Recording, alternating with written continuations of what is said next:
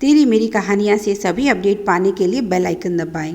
आज की कहानी है, भैया ने सारी जिंदगी शान से गुजारी है, चाहता हूँ उनका बुढ़ापा भी ऐसा ही हो। बेटा कृष्ण, एक बात कहूँ, बुरा तो नहीं मानोगे? कृष्ण बोला। चाचा जी, जो भी आपके मन में है निसंकोच कहिए। चाचा जी ने भूमिका बनाते हुए कहा। बेटा, ऐसी हालत में यह बातें करना ठीक नहीं लग रहा, पर कहना भी ज़रूरी है। कृष्ण के पिताजी को पिछली रात हार्ट अटैक हुआ था और इस समय वह अस्पताल में आईसीयू के अंदर जिंदगी और मौत के बीच झूल रहे हैं। माँ तो कई वर्ष पहले ही उसे छोड़कर जा चुकी है। परिवार के नाम पर उसके पास केवल पिताजी हैं। वह भी उससे बहुत नाराज़ रहते हैं क्योंकि उसने उनकी मर्जी के खिलाफ जाकर शादी की। पिताजी उसकी शादी अपने एक मित्र की बेटी से करवाना चाहते थे, जबकि कृष्ण को वह लड़की कुछ जची नहीं। कहाँ वह पढ़ा लिखा सिविल इंजीनियर और कहाँ वह 12वीं पास लड़की। दोनों का बौद्धिक स्तर बिल्कुल अलग अलग था। उसने इस रिश्ते से इनकार कर दिया और पिताजी उससे नाराज़ हो गए।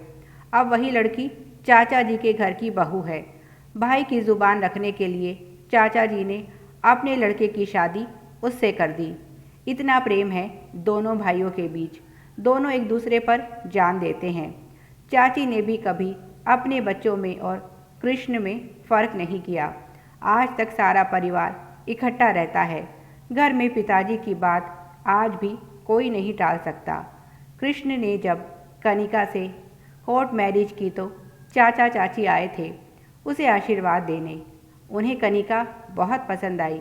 भाई को समझाने की कोशिश भी की। जोड़ियाँ ऊपर से बनकर आती हैं।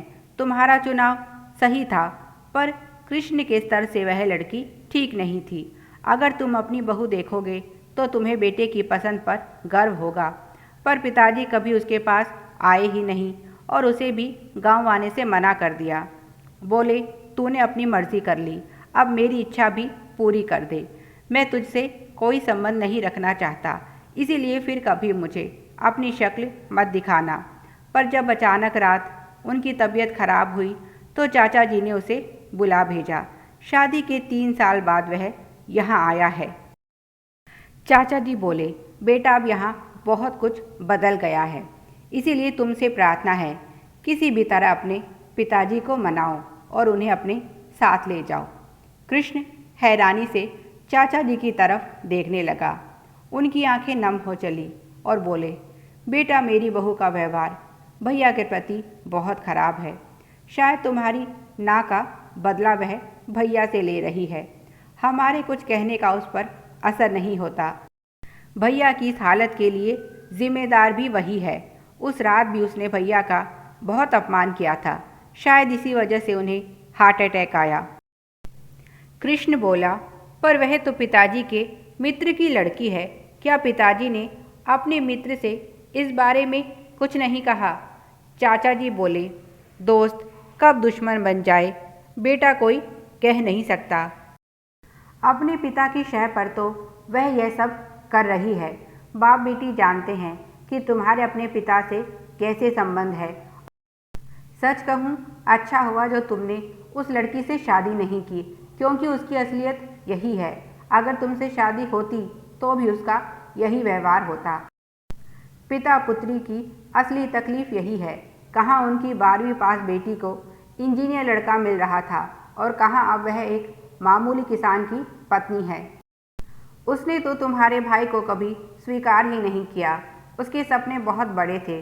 फिर मैंने भी एक दिन उसके पिता को बुलाकर कह दिया, हमें कोई ज़रूरत नहीं है ऐसी बहू की जो अपने पति की भी इज्जत नहीं करती।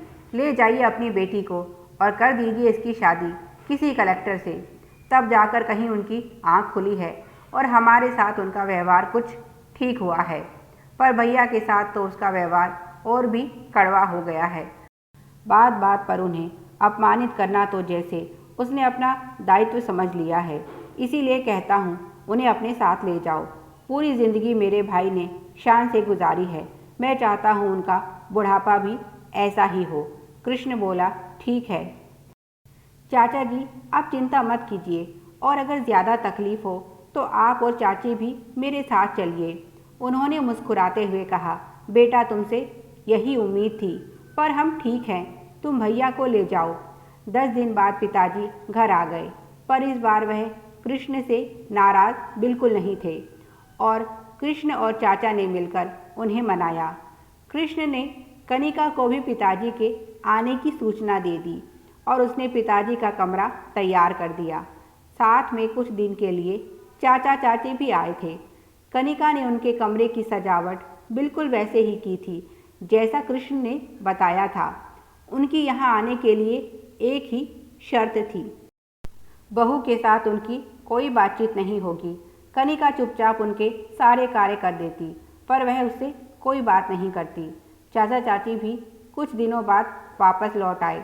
इधर कनिका गर्भवती थी और चाची ने वादा किया था कि बच्चे के जन्म के समय वह कनिका का ध्यान रखने के लिए दोबारा ज़रूर आएंगे। धीरे धीरे प्रताप जी को इस नए माहौल की आदत हो गई। उन्होंने एक दो पड़ोस में अपने हम उम्र मित्र भी बना लिए थे। अभी कनिका की डिलीवरी में समय था और कृष्ण को किसी ज़रूरी काम की वजह से शहर से बाहर जाना पड़ा। प्रताप जी ने सुना कृष्ण कनिका से कह रहा था, अगर कोई भी ज़रूरत आन पड़े तो मेरे इस मित्र के पास फ़ोन कर लेना।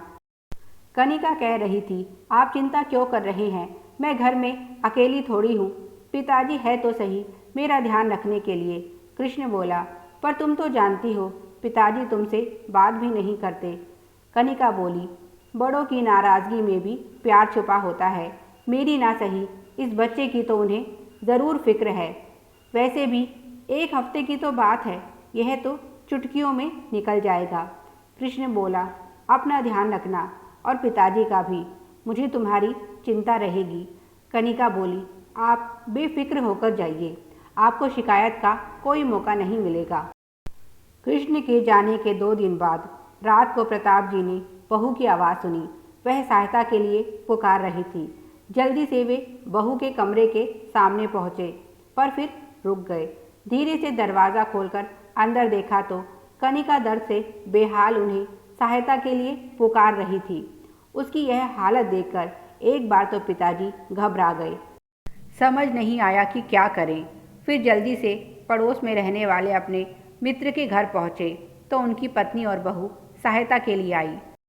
उन्होंने बताया, कनिका को लेबर पेन शुरू हो चुका है, उसे जल्दी से अस्पताल लेकर जाना होगा। उन सज्जन की सहायता से वह कनिका को अस्पताल लेकर गए। काफ़ी तकलीफ़ और इंतज़ार के बाद कनिका ने प्यारी सी बच्ची को जन्म दिया। बच्ची बिल्कुल ठीक थी, पर कनिका की हालत ख़राब थी। तब तक कृष्ण भी वहाँ पहुँच चुका था। वह पिताजी के गले लगकर रोने लगा, पिताजी मेरी कनिका को कुछ हो तो नहीं जाएगा।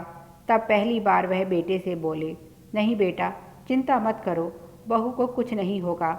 जब तक कनिका के खतरे से बाहर होने की खबर नहीं मिली, तब तक दोनों पिता पुत्र बेचैनी में घूमते रहे।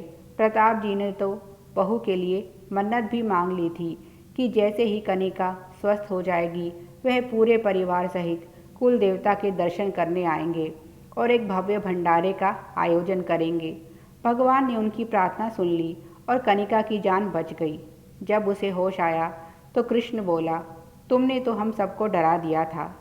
कनिका मुस्कुराई और बोली, पर मुझे तो किसी बात का डर नहीं था, जानती थी पिताजी के होते मुझे कुछ नहीं हो सकता।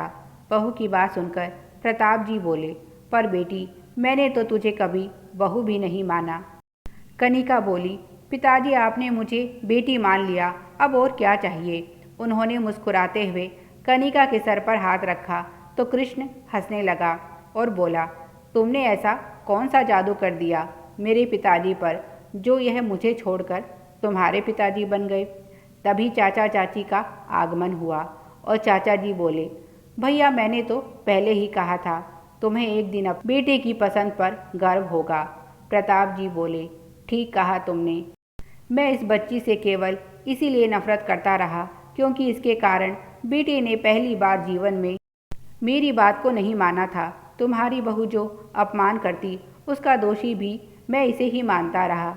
जिस लड़की की खातिर मैंने बेटे से सभी संबंध तोड़ दिए। वह ना तो मेरा प्यार समझ पाई और ना ही मेरी तकलीफ। पर कनिका मेरी नफरत को भी आशीर्वाद समझकर मेरी सेवा करती रही। आज जीवन में पहली बार मैं गलत साबित हुआ हूँ और इसकी मुझे बेहद खुशी है। पर भैया तुमसे माफ़ी चाहता हूँ, मेरे कारण तुम्हारा जीवन कलेशमय हो गया है। भाई की बात रखने के लिए तुमने जिस लड़की को अपने घर की बहू, ना वह तुम्हारा उचित सम्मान करती है, ना ही हमारे बेटे को कुछ समझती है। मेरे कारण एक गलत लड़की ने आकर हमारे घर की सुख शांति भंग कर दी है। चाचा जी बोले, भैया आप खुद को दोष क्यों देते हैं, यह सब तो कर्मों का खेल है। शायद कुछ बुरा किया होगा हमने जो ऐसी बहू मिली, पर आपके यहाँ आने से उसमें भी सुधार हुआ है। आशा है धीरे धीरे सब ठीक हो जाएगा। चाची बोली, जीवन है, यह सब बातें तो चलती रहेंगी। पहले अपनी प्यारी सी गुड़िया से मिलते हैं। तभी नर्स ने लाकर बच्ची को उनकी गोद में दे दिया। चाची ने बच्चे की बलाएं लेते हुए कहा, बहुत भाग्यशाली है हमारी यह नन्ही परी। आते ही इसने सारे परिवार को एक कर दिया। सभी उनकी बात से सहमत थे और उसके स्वागत की योजनाएं बनाने लगे। कृष्ण और कनिका दोनों बहुत खुश थे, क्योंकि अब आपस में ना कोई नाराज़गी थी, ना ही कोई शिकायत, था तो केवल प्यार। Please like, share and subscribe. Thanks for watching.